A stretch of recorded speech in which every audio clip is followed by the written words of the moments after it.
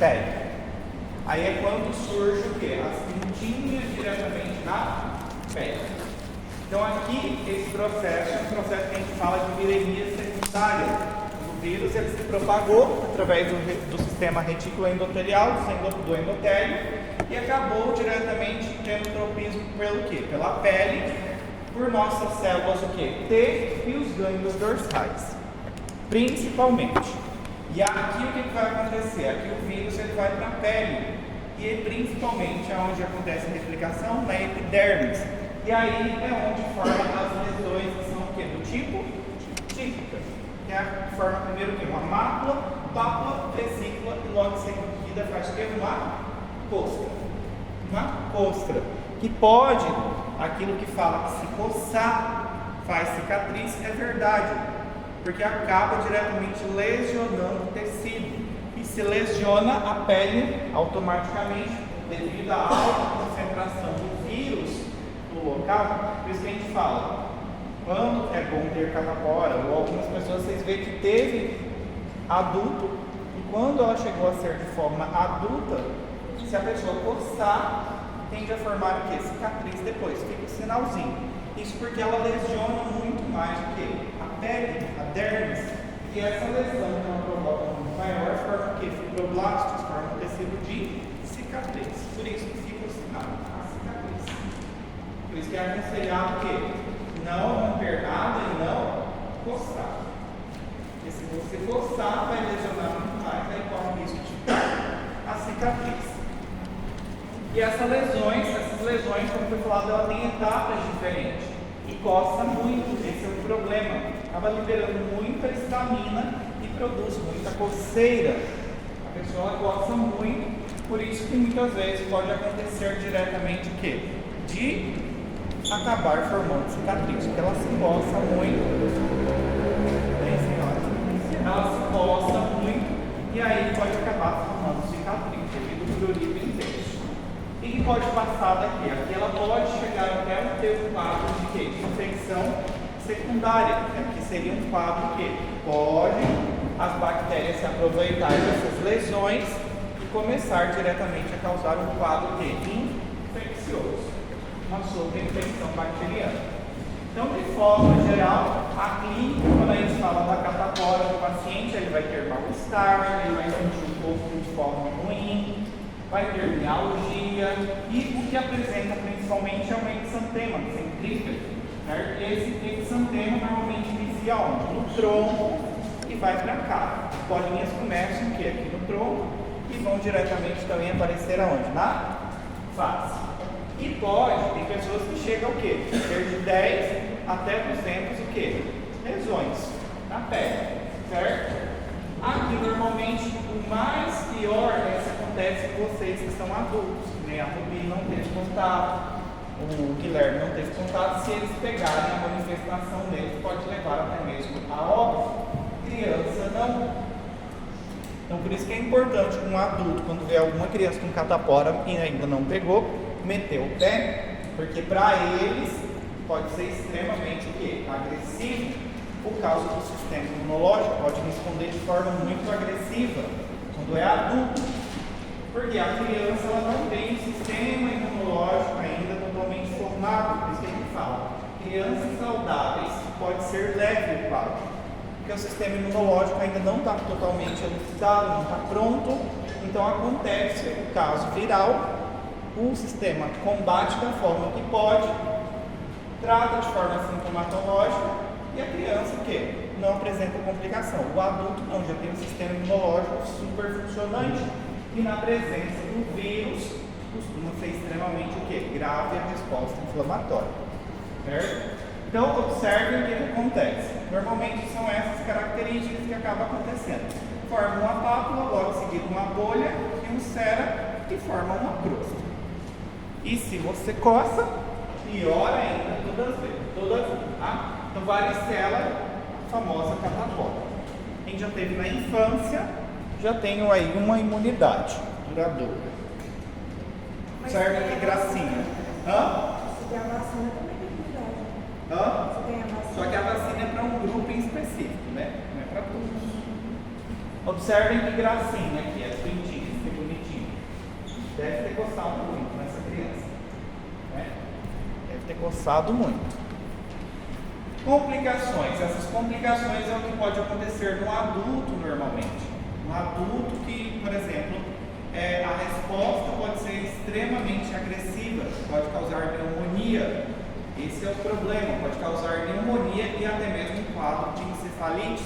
Encefalite é que toda a porção do encéfalo ela vai inflamar, hepatites e até mesmo nefrite.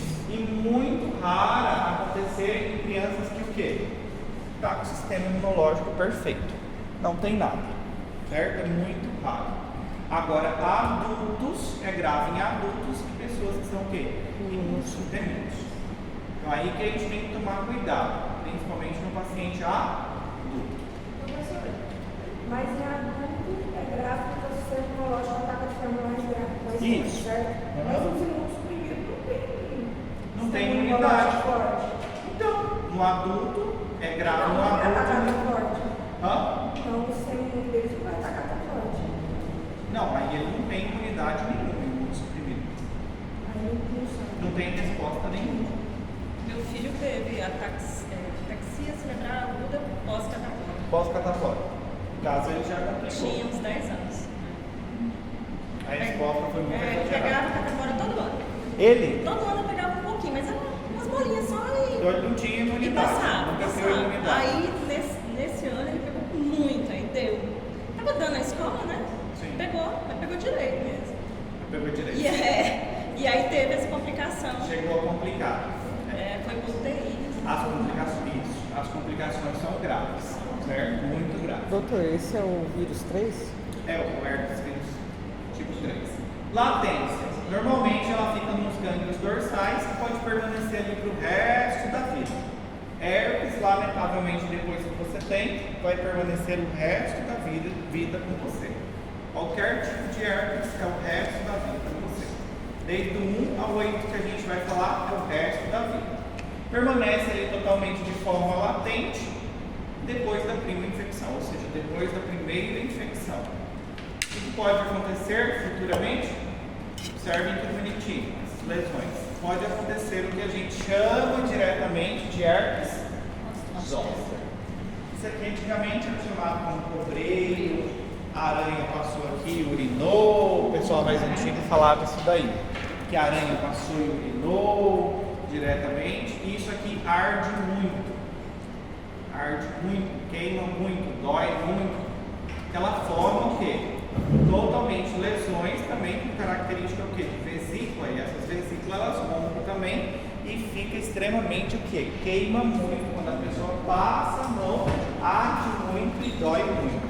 Encosta qualquer coisa para a pessoa dormir, é extremamente o quê? Incômodo, certo? E é o famoso o quê? Cobreiro diretamente que o pessoal fala. E ali diretamente a gente tem dois caminhos, observem aqui. E diretamente aqui, primeiro, o que aconteceu? A primeira infecção, que é a varicela, catapora. A pessoa teve contato por via respiratória, o vírus acabou o quê? Se multiplicando através do tecido retículo endotelial, foi para a pele e causou diretamente o quê? A famosa catapora. Depois o que o vírus fez? Ele, de certa forma, se incubou, ficou de forma o quê? Latente. Depois o que acabou acontecendo, retornando aqui, a reativação. A reativação a gente chama de herpes zoster. Isso tem que ficar bem na cabeça de vocês. Herpes zoster é a reativação e a prima infecção a gente chama de varicela, ou como vocês conhecem, catapora também. Certo? A reativação, que a gente chama de herpes zoster, é uma erupção que acontece de forma vesicular. Uma imagem que a gente viu, entende? E normalmente ela tende a acompanhar um dermatoma, os dermatomas que vocês viram lá em anatomia, das porções do corpo, que era dividido diretamente em dermatoma. Normalmente ele tende a acompanhar o quê? Totalmente o corpo um dermatoma, certo? Isso é uma característica. Isso vale muito o quê? Para a clínica, porque você observa essas lesões com essa característica, você já vai pensar, ó, o que vocês vão perguntar para o paciente? Se ele já teve catapora. Muito bem, já teve catapora? Vai falar que sim, então aí o que vocês vão pensar? vão ver que vesículas estão acompanhando o dermatoma. O paciente, aqui mesmo, falei para vocês, dói muito. Eu já tive herpes zoster, dói muito, dor é muito intenso, incomoda muito, certo? Arde, queima, é mais fácil, certo? Que é o que? Uma reativação. Alguns pacientes podem complicar. O que seria o complicar? É o que a gente chama de neuralgia pós-herpética. Essa aqui é o que a gente fala obra do inimigo. Por quê? É uma dor persistente e produz para o resto, ou seja, é uma das mais temidas complicações para as pessoas com mais de 60 anos. O que acontece? Ela pode surgir essa neuralgia pós-herpética depois de um quadro de uma herpes zoster passar e aquele paciente nunca mais ele vai parar de sentir dor. Ele vai sofrer o resto da vida com dor aonde ficou localizado diretamente a herpes zoster. A dor é totalmente de forma persistente e ele tem que fazer tratamento medicamentoso para o resto da vida com medicamentos fortes. Pregabalina, por exemplo, é um deles, gabapentina, é um deles que é utilizado para tratamento de dor, ou seja, para dor de forma crônica. Então, quando a gente fala de uma das complicações mais temidas para paciente com mais de 60 anos, é justamente essa neuralgia pós-herpética, que é causado diretamente pela nossa queridíssima o quê? Herpes vírus do tipo 3. Certo? Outro também são pacientes que imunocomprometidos, ela pode se disseminar e a viremia pode ficar por muito mais tempo e aí tem compromisso de afetar o pulmão principalmente e causar uma pneumonia com um quadro grave no paciente, hepático mais raro. E se chegar ao sistema nervoso central pode causar encefalite, muito pior para o paciente também, certo? Epidemiologia mundial, não tem para onde correr, acontece mais quando no fim do inverno, quando inicia a primavera, é a característica de surgir os colados com catapora, certo? E antes da vacina, quase todo mundo que acabava se infectando com catapora. Era normal, todo mundo ter. E muita gente que queria ter diretamente o que? Catapora. Para se ver livre de tudo. Eu fui ter a catapora há 13 anos, mais ou menos. Mas quando eu peguei, eu passei para minha irmã e para o meu irmão também. Nem sabia no passado. Eu sei que eles pegaram também. Meu pai e minha mãe não pegou porque eles já tinham o quê? Imunidade. Certo? O diagnóstico aqui, normalmente, observe que o diagnóstico normalmente a gente faz de que forma? Clínico. Não precisa aqui muito para você chegar ao diagnóstico para saber que é um quadro de catapora ou de herpes zoster. Então a clínica aqui conta muito para a gente. Então através da clínica você já sabe diretamente o quê? Que o paciente está com catapora ou está com herpes zoster. Super, certo? Agora, um dos métodos de eleição ali que a gente pode utilizar seria o quê?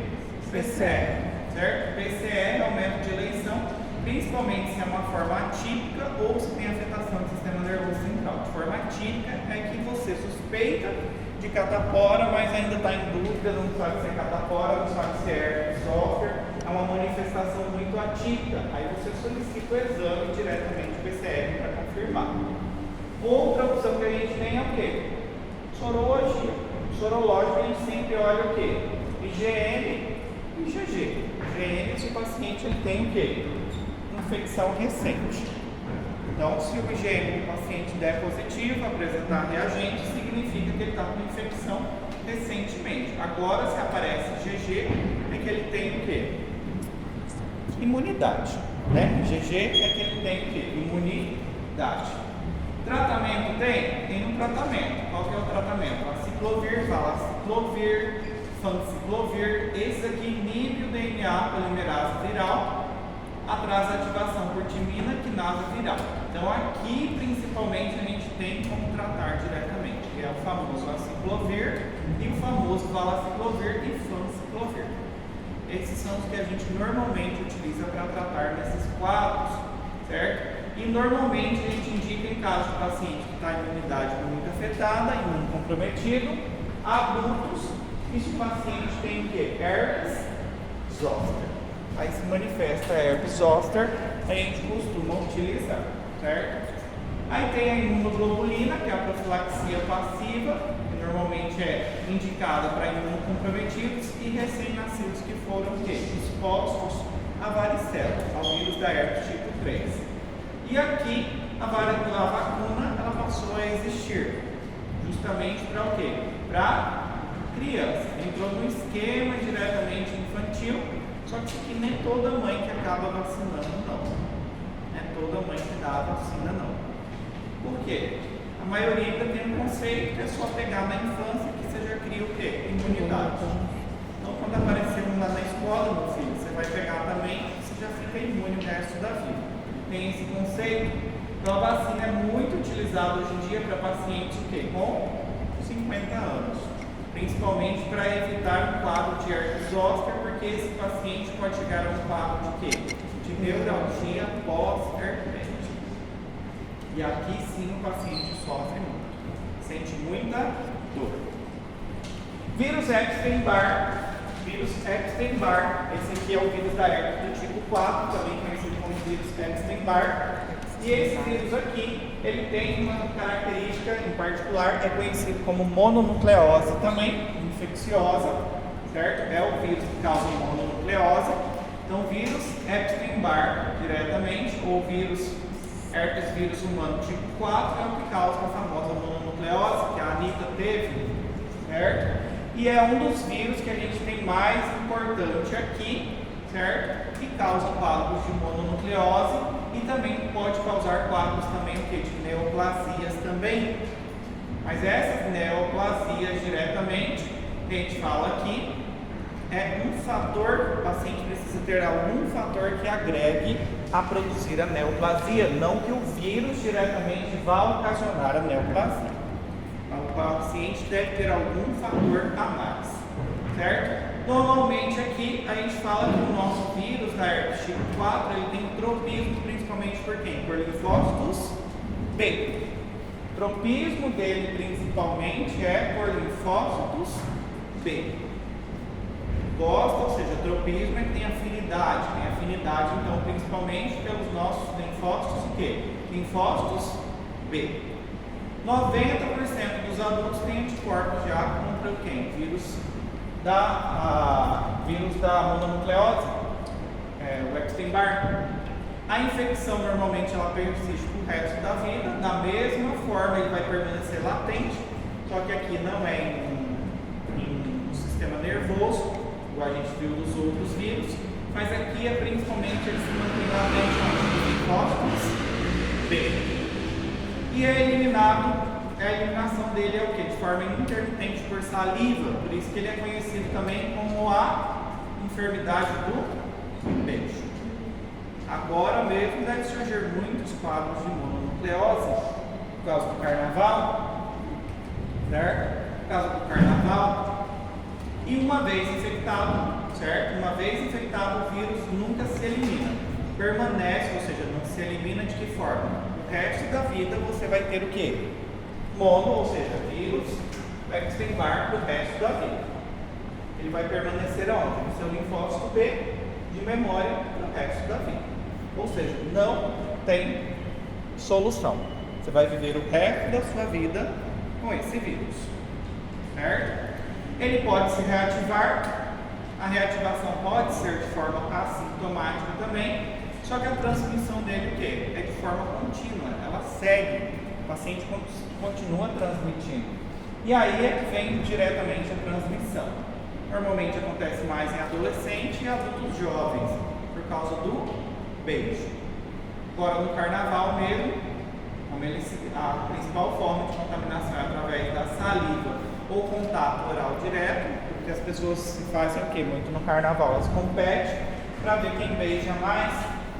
E aí nesse caso diretamente elas podem acabar tendo o quê? Beijar várias pessoas e acabar diretamente entrando em contato com o Epstein-Barr. E o Epstein-Barr ele tem suas manifestações, que é característico que a gente vê no vírus Epstein-Barr. Então, se vocês verem Epstein-Barr ou vírus diretamente da herpes tipo 4, a gente está falando de mononucleose. Mononucleose, vírus Epstein-Barr ou herpes do tipo 4 é a mesma coisa. Certo? A replicação inicial acontece aonde? A nível de orofaringe. Transmissão é através da saliva. Então a pessoa ali deu uns beijinhos diretamente, vai para onde? A célula epitelial ali da boca e da garganta, e a partir dali quem que acaba infectando quem? Os linfócitos B. Acaba infectando os nossos linfócitos B, justamente por causa desse receptor que possui para a ligação do vírus, que é um receptor chamado CD21, e aqui ele pode estabelecer-se de forma o quê? Latente, ou produzir o que a gente fala a primeira infecção com o paciente, certo? Pode produzir uma infecção no paciente. Nesse contato, o paciente, quando ele chega a ter contato com o vírus Epstein-Barr, pode ter uma resposta à infecção. Que resposta seria essa? A ativação dos nossos linfócitos. E nessa ativação aparecem os linfócitos aumentados, tanto de forma B como os linfócitos T, para tentar combater o quê? O processo infeccioso. Por que isso é importante? Porque essa ativação que a gente fala policlonal vai aparecer o quê? Muitos linfócitos atípicos no sangue de forma periférica do paciente. Por que isso é importante? Porque no hemograma, o que a gente vai detectar desse paciente? O que a gente vai perceber aí? O que vai dar aumentado no hemograma? Os linfócitos, muito bem. Os linfócitos do paciente apresentam-se extremamente o quê? Aumentados os linfócitos dele. Sobe. Vai aparecer, isso é uma característica que a gente pode pensar em mononucleose, porque mononucleose ela é muito parecida diretamente com o quadro de faringoamigdalite por Streptococcus pyogenes. É muito parecida, porque o paciente ele pode, o quadro clínico dele normalmente é o quê? Febre, o paciente tem faringite, faringoamigdalite, e essa faringoamigdalite apresenta o quê? Exudato, uma placa. E essa placa ali, muitas vezes, você pensa o quê? Streptococcus o quê? Pyogenes. Só que tem um diferencial que marca aqui, que a gente precisa lembrar do diferencial, por que não é Streptococcus pyogenes? Por que pode ser mononucleose? Primeiro, o paciente vai ter o quê? A linfocitopenia ou linfocitose? Linfocitose. Então aí a gente já vai estar diante de um quadro que, se linfócito deu aumentado, a gente vai pensar em um quadro totalmente o quê? Viral. Isso aí já é algo para a gente excluir, certo? Ademais disso, febre o paciente tem, igual o paciente tem febre em quadro para Streptococcus pyogenes, o paciente tem a faringite, faringoamigdalite com placa esbranquiçada igual, o paciente vai ter adenopatia, muitas vezes pode ser ali localizada cervical, mas também pode aparecer de forma o quê? Generalizada em outras partes do corpo também. Pode apresentar outros nódulos ativados em outras partes do corpo, e isso já chama a atenção, que isso não acontece por Streptococcus pyogenes. Mal-estar geral acontece nos dois, mas aqui, só aqui acontece. Streptococcus pyogenes não tem isso aqui. Esplenomegalia. O que seria esplenomegalia? Aumento do baço, muito bem. Aqui o paciente ele vai ter o baço que totalmente aumentado. O baço do paciente ele vai aumentar. E por que o baço do paciente aumenta?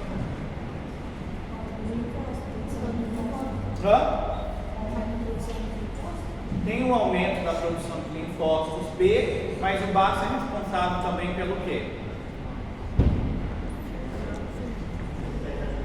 Cemitério de hemácias. É o cemitério que a gente fala, mas não é cemitério só de hemácia. Nesse caso, o nosso baço também ele pode ter o quê? Uma das funções de defesa, remover também o quê? Células defeituosas. Então acaba inflamando o baço, ou seja, tem uma ativação de forma muito exagerada. Isso pode levar até mesmo um quadro de ruptura. O baço ele pode romper.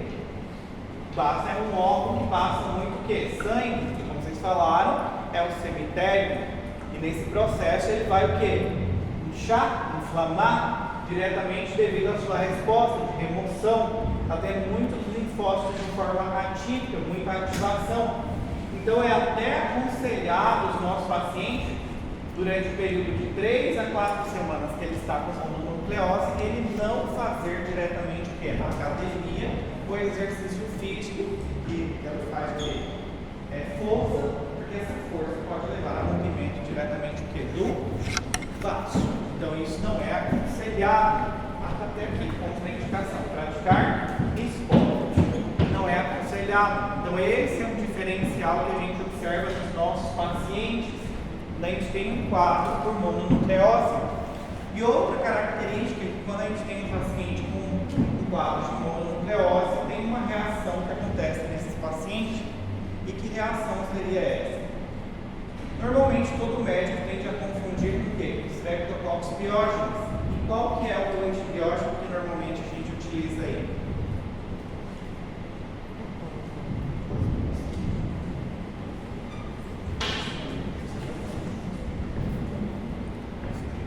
Qual que é o antibiótico de cara que a gente costuma passar? Qual?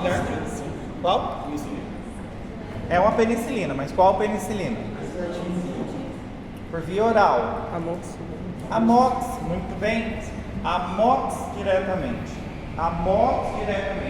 Todo paciente, então a gente pensa que é Streptococcus pyogenes, quando a gente dá para o paciente Amox, ele tende a acontecer uma reação, formar racha, ou seja, o corpo dele encher de pintinhas, está totalmente avermelhado e não é uma reação alérgica por causa da Amox, é uma resposta diretamente do vírus com a amoxicilina. E todo paciente que é mononucleose, ele tende a manifestar essa característica.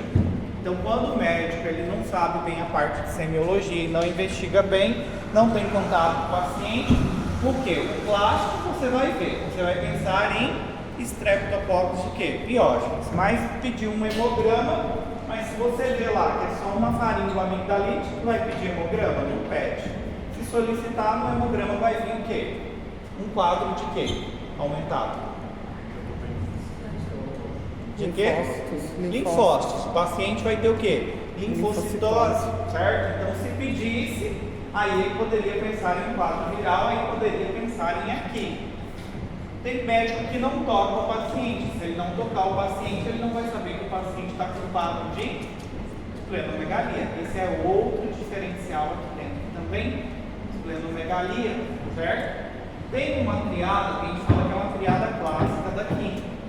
É daqui. O paciente tem febre, faringite e linfoadenopatia. Mas isso é uma triada clássica que a gente fala de acontecer nos casos por mononucleose. Certo? Essa questão da esplenomegalia, o paciente não sente dor, só se apalpar? Só se palpar. Sente o cômodo, sente que está aumentado. Mas dor, ele não vai chegar e vai falar, está doendo aqui, com dor aqui. Só se palpar. Certo? Período de incubação aí pode acontecer de 4 a 6 semanas. Os sintomas ele pode durar por semanas. E a eliminação do vírus pode ser o quê? Extremamente prolongada. Agora vocês pensam aí no caso do carnaval. Pô, vamos com um pet quem beija mais.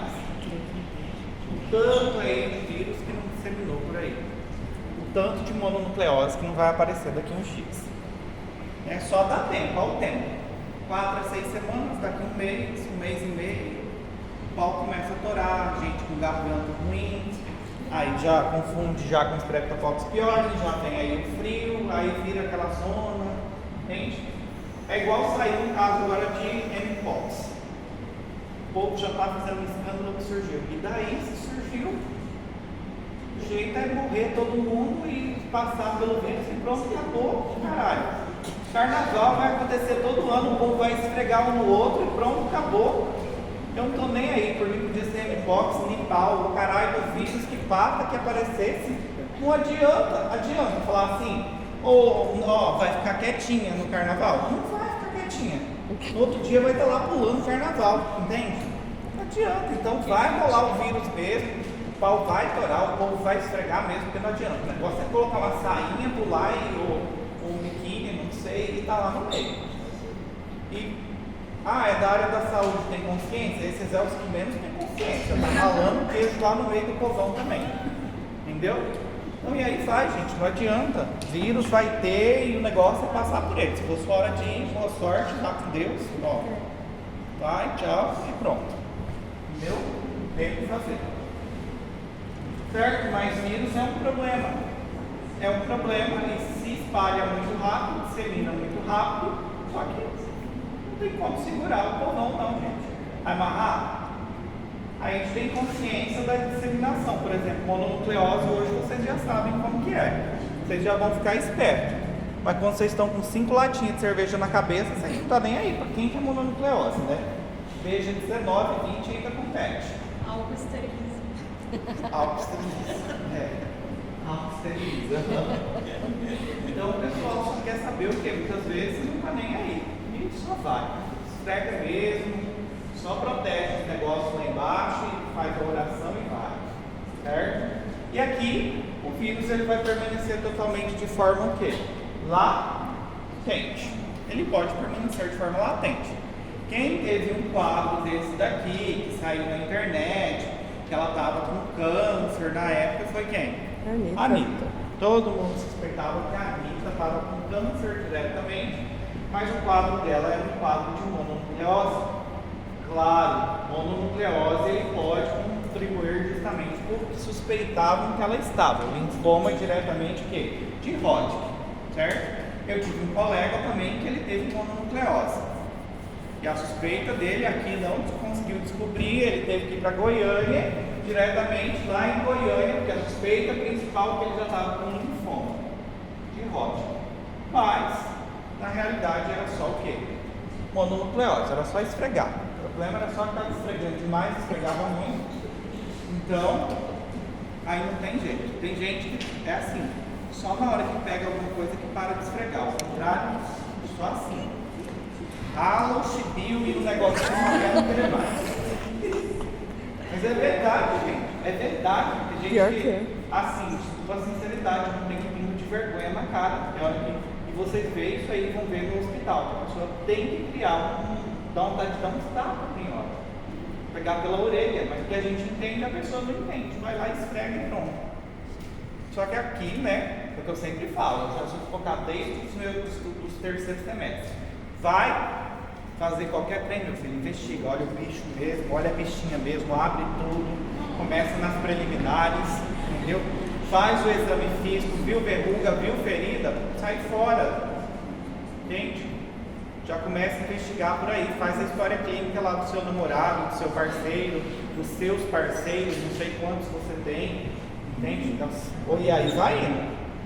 E da mesma forma, hoje quem vê cara não vê patologia. Felizmente, é o que eu escutei esses dias, né?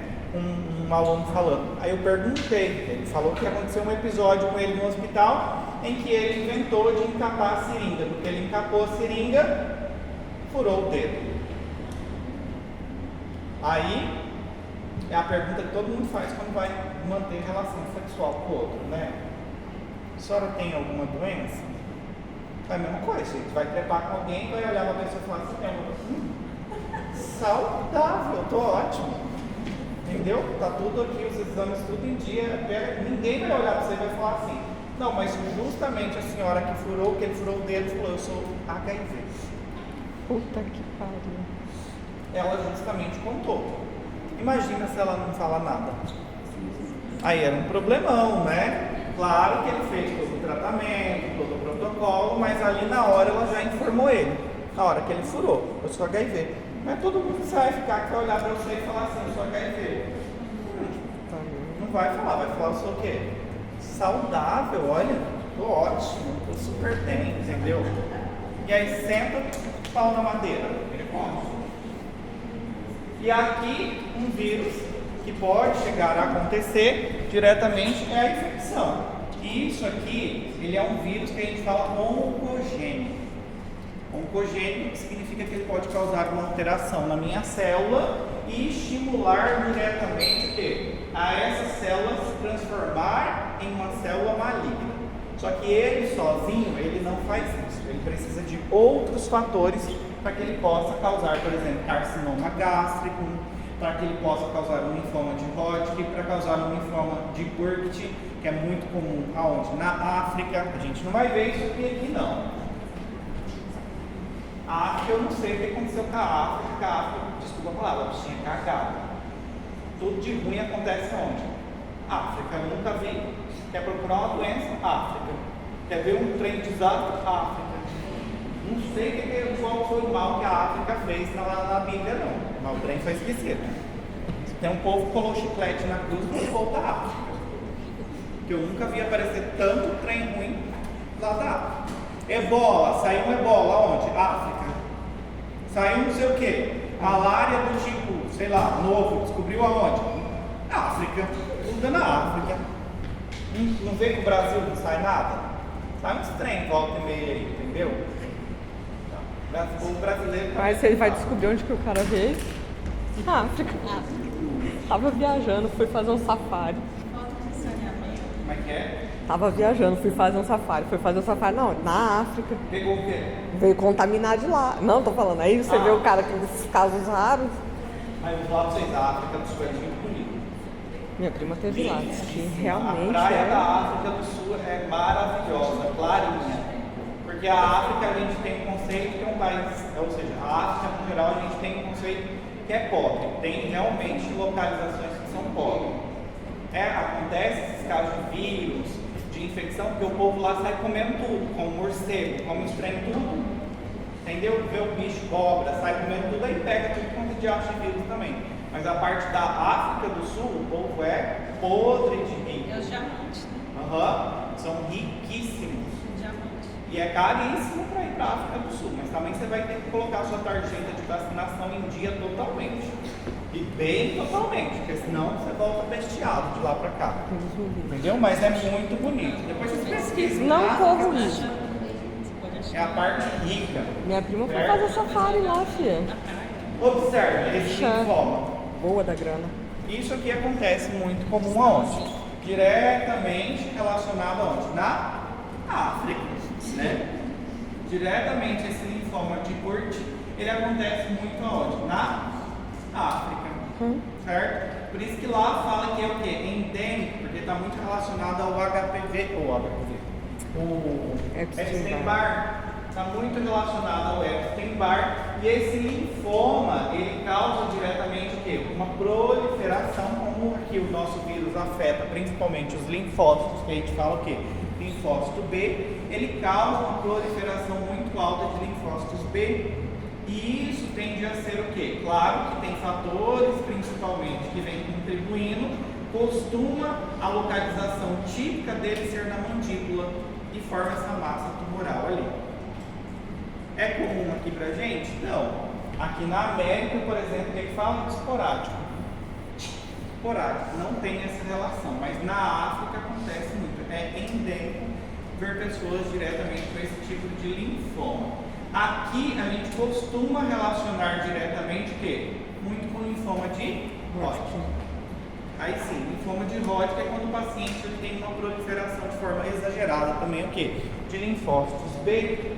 E aí nesse caso aí a gente suspeita que algo não está bem com os linfócitos B, a gente pensa que pode ser um linfoma de Hodgkin. Mas na realidade pode ser um quadro o quê? De mononucleose. Só que, claro, a mononucleose ela vem contribuindo também para que o paciente possa desenvolver um linfoma de Hodgkin.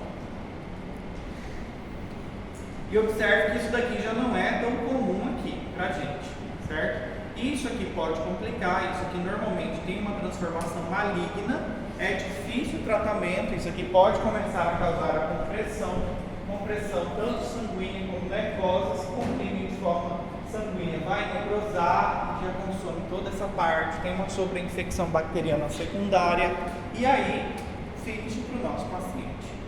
Não tem muito o que fazer, certo? Só que aqui pra gente isso aqui é muito raro.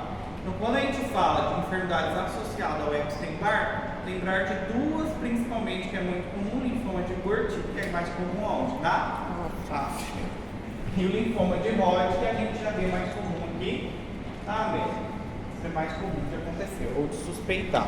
Tanto que a primeira suspeita da bonita da Anitta que esfrega em todo mundo era linfoma de Hodgkin. Nem pensaram em mononucleose. Mas depois, né, foram juntando os pauzinhos, pesquisando, porque ela esfregava muito. Então, mononucleose. Esfregava muito. Aí, os casos já. Isso que é importante vocês entrevistar o paciente de vocês, saber como é que é a vida sexual, dele, se é ativa, se é parada. Meu, se é parada, meu filho, tem que fazer. Já corta em meio. Ah, como é que é a sua vida sexual? Ah, é ativíssima. Fico com 2, 3 na semana, 4, autório, não sei o quê. Ah, beleza. Então já vamos pensar aí em algumas patologias aqui. Agora, se a pessoa fala, sou quase uma freira. Não tem relação sexual com ninguém, doutor. Eu mantive relação sexual aos 14. Ah, e depois? Nunca mais. Mas a transmissão dele é por saliva. É por saliva. Pode ser certo. Hã? Não, mas aí a pessoa não dá nem um beijinho, não faz nada. Mas se ela Não faz nada, não esfrega. Aquele negócio só chegou e. só beijar já. Hã? Não, só beijar, mas normalmente a pessoa, né? Pra ter alguém, normalmente ela beija, né? Não sei. Só se os relacionamentos estão diferentes hoje, eu achava que beijava. Não beija mais não? Hã? Agora só olha, chegou, tirou pra fora. Pronto. Virtual. Vai embora. Ah, tô desatualizado. Relação sexual ativa, mas pode beijar geral. No carnaval, às vezes não ninguém, mas beijou geral. Mas aí uma pessoa que ela é sexualmente ativa, ela beija muito, Alessandra. Eu achava, né? Agora. É virtual agora. Agora, não sei, se mudou, você é só chegar e.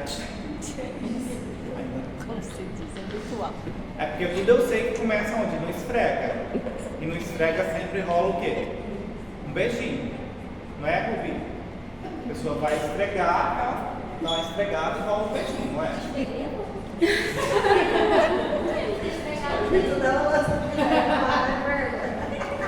Não tô falando, tô falando de hoje em dia, as pessoas Mas hoje em dia esfregam. eu não sei, eu sou casada, eu sou comportada, me esfrego na bolsa. E carro não me esfrego não. Eu pulo o pescoço dele e não. Mas em casa não esfrega. Claro que não. Começa só assim, acabou. Não é assim. Então, começa com um esquenta, né? Tira a roupa. Tá. Ai, Não tirar cara. a roupa do esfrego. A situação tá piorando. Olha, Alessandro, o que você causou aí? Eu já não estou entendendo, porque na minha época o povo beijava e esfregava. Tinha o esfrega e o beijo. E agora, como é que você faz? Esfrega e beija. Mas agora a Alessandra falou que é só chegar e pá. A relação que eu chegar agora vai ser só papo. Não, ele quer ficar com a Alessandra. Vem cá. Quer comparar? Na minha época era assim, agora eu não sei como é que tá dos jovens hoje. Quem que é os jovens? Como é que é hoje em dia? Maria Luísa, que tem 18. Quem que vai, Maria? Como é que é hoje em dia? Aí eu vou faz essas coisas. Chico, como é que é? Rafael novinha também. Ah, agora todo mundo é velho. Quem que é as novinhas da sala? Rafael.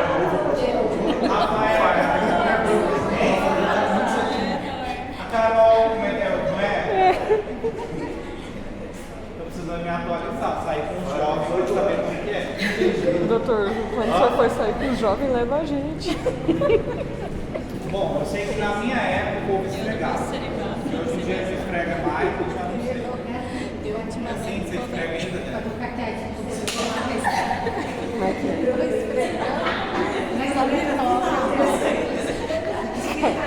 Ultimamente, não tô esfregando nada, só Não. Pode, toca né? só. Tem que enriquecer.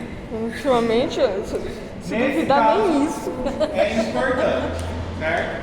Mas é importante o esfrega. Eu falo brincando, mas é importante. O esfrega vai lubrificar os dois, tanto o peito como a vagina. Para na hora do pega-pau ficar uma coisa mais o quê? Lubrificada, né, Paulo? Não sei, doutor. Ultimamente não ando praticando nada, doutor. Vamos deixar quieto. Aula de sexologia misturada com urologia. Claro, aqui nós esfrega, não esfrega, nós vamos esfregar os vírus. Bora lá. Epidemiologia do nosso vírus, ele é o quê? Universal, acontece em todo lugar, certo? É uma infecção temprana em países desenvolvidos. O Brasil é um país desenvolvido, mas aí no carnaval. E é uma infecção tardia em países que já desenvolvimento, certo?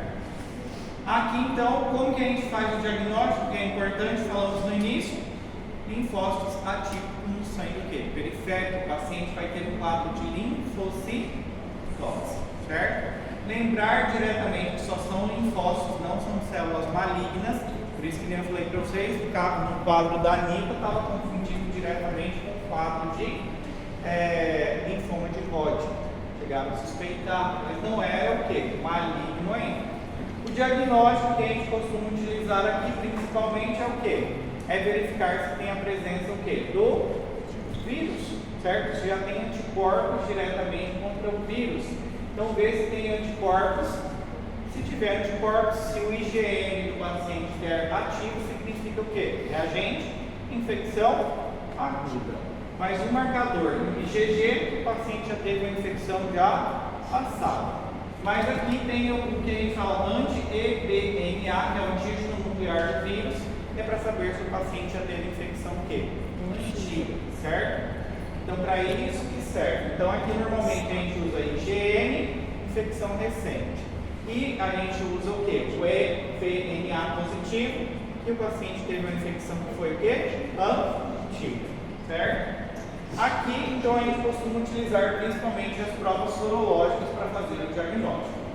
Pensar se o paciente tem um quadro de linfocitose, pensar diretamente em mononucleose, juntamente com a clínica muito parecida de um Streptococcus pyogenes. Dois diferenciais que a gente falou aí principalmente é o quê? Esplenomegalia, e se caso o médico deixou passar despercebido e tratou o paciente com amox, o que vai acontecer? Vai formar um racho cutâneo no paciente.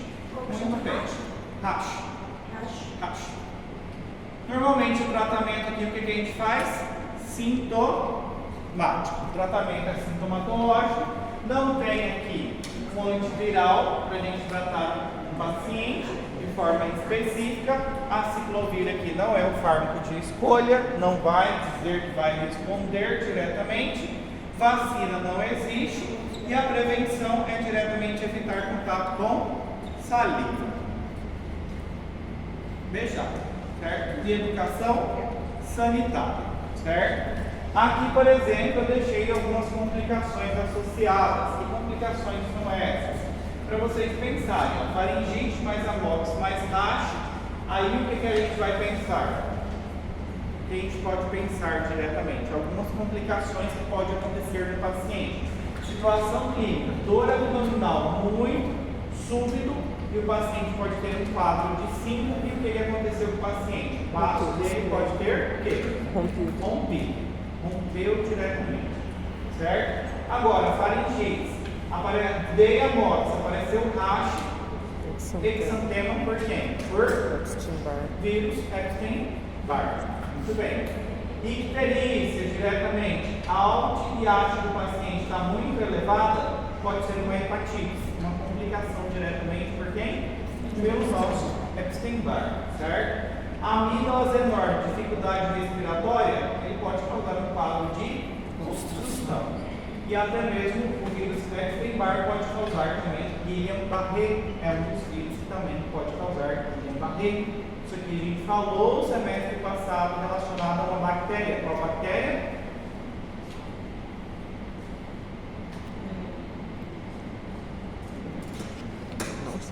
Mila. Qual bactéria? Qual Rubi? Qual Paula? Carol? Não, pelo amor de Deus, vocês vão matar de ordem nem aqui agora.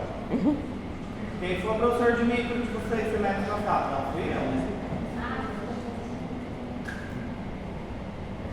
Qual que é? Jonathan, filho do Lisandro. E cole? Não é enterobactéria.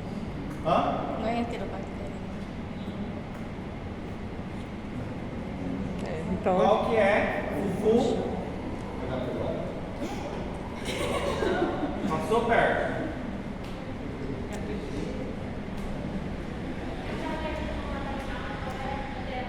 Quem?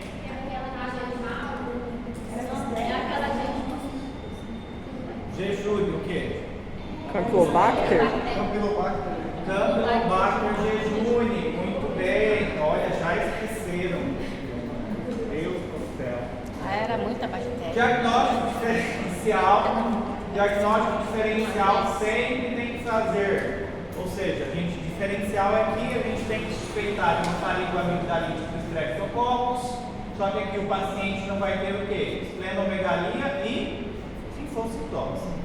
Nesse caso não tem, certo? Então aí você já descarta. O cultivo faríngeo aqui seria totalmente o quê? Negativo para Streptococcus pyogenes. Outro é citalomegalovírus, que apresenta um quadro muito similar, que é o próximo que a gente vai falar. Toxoplasmose ainda a gente vai falar. Linfoma, que ainda vocês vão ver mais lá na frente. E hepatites, que ainda a gente vai falar. Então tem que fazer o diagnóstico diferencial, principalmente aí com faringoamigdalite por Streptococcus.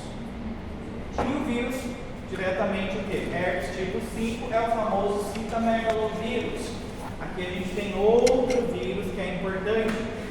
Citomegalovírus é o vírus da herpes do tipo 5, certo? É o vírus da herpes tipo 5. Citomegalovírus, vírus da herpes tipo 5.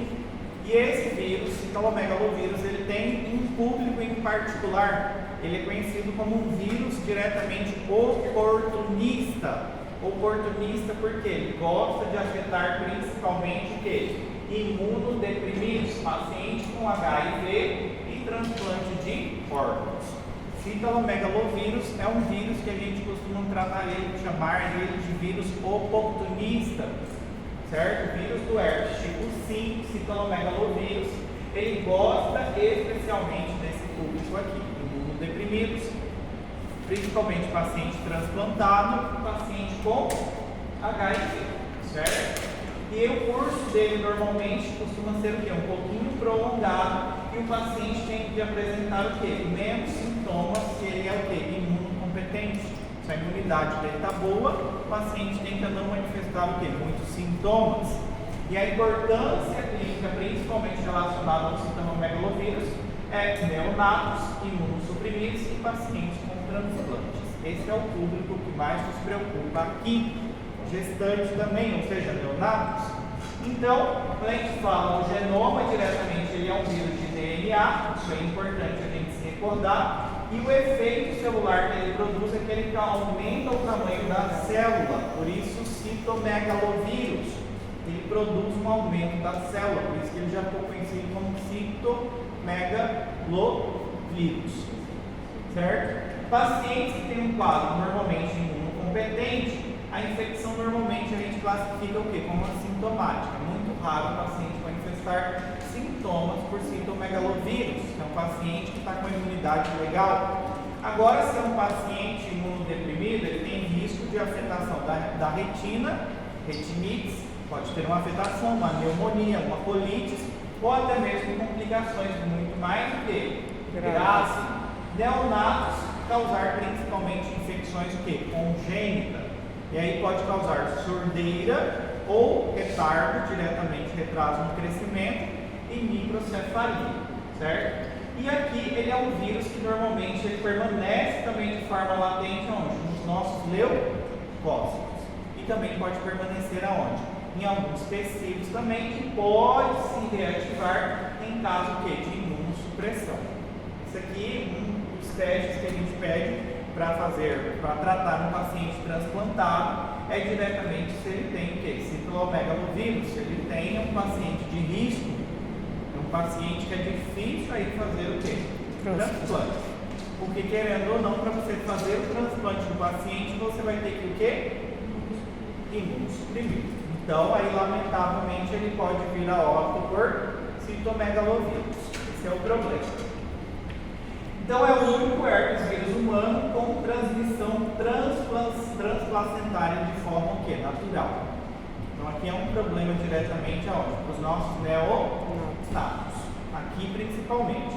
Normalmente a forma de transmissão pode ser por saliva, certo? Por crianças, contato cercano, urina, principalmente por quem? Lactantes, leite materna, certo?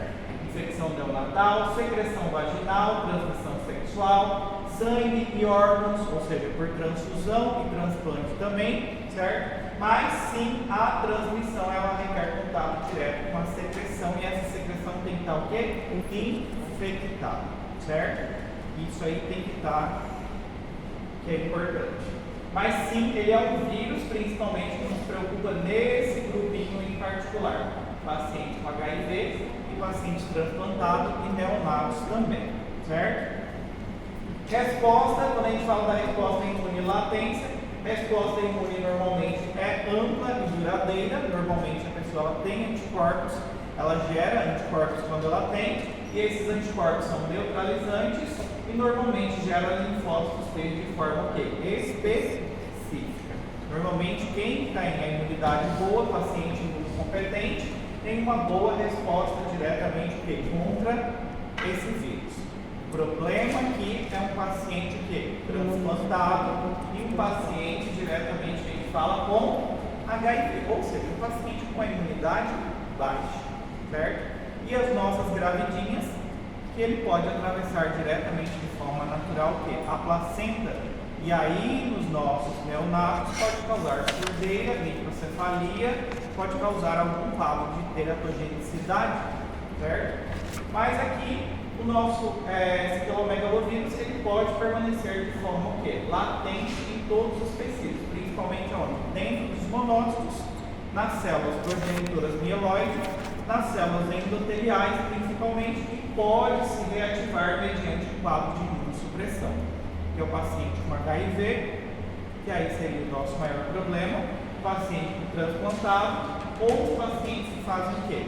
Quimioterapia. Aí até é importante que todo paciente que vai iniciar um quimioterápico também, a gente costuma solicitar provas para ver se esse paciente tem citomegalovírus. E se você iniciar o tratamento, ele pode acabar vindo a óbito devido a um quadro por citomegalovírus, certo?